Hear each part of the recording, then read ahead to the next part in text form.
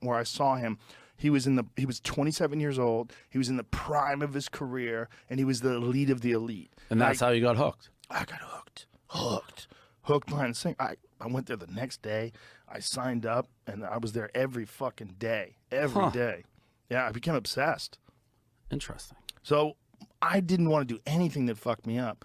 And my friend Jimmy, his cousin, was selling coke, and I knew his cousin Mike from like when he wasn't selling coke. Like he was a mechanic, he's a cool guy, fixed my car for me. He was a fucking guy from the neighborhood.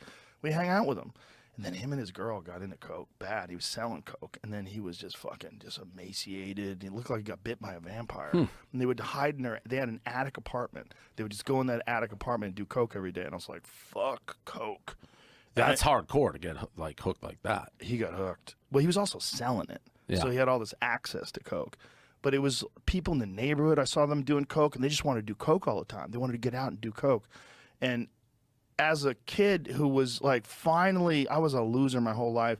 And then finally, when I was 15, I found this thing that I got obsessed with that changed the way people looked at me. Like now all of a sudden I was good at something, like really good at something. And then I became state champion 4 years in a row, and I won the U.S. Open, and I won these national tournaments, and it was a big fucking deal for me. So I was like, I am not doing anything that jeopardizes that. Right. And coke to me was the big one.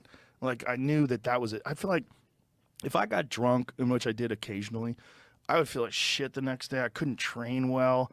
I was hungover, and I'd get beat up in sparring. I was like, I can't do this. So I just cut most partying.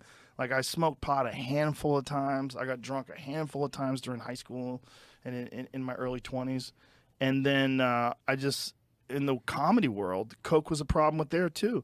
I saw when I used to work at Nick's Comedy Stop in Boston. Yeah, sure. And they offered to pay me in coke or money. Like when you work there for a weekend, like you want to get paid in coke or you want to get paid in money? And even trade, like same amount of coke, the dollar some guys value? went half-half. Yeah, some guys went half-half. I guess if you like it, it's easy access. There were so many guys that got hooked on coke. I knew so many guys that had coke problems that I was like, that is a pitfall. Like I wanted to succeed. And I felt like that was one, and also it was a drug that got you hyped up. And Yeah, I liked being hyped up. And my friend Jimmy said this to me, he goes, don't do coke, you'll like it. I was like, oh, no. I'll never forget this.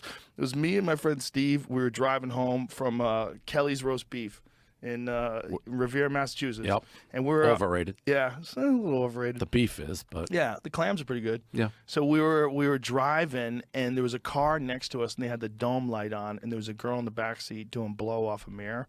So she's there doing blow, and she looks over at us, and I'm looking over to her, and she goes, just for no reason, just fuck you. I mean, that's Revere Beach. But that's coke too. Yeah. Wow. And I was like, no coke.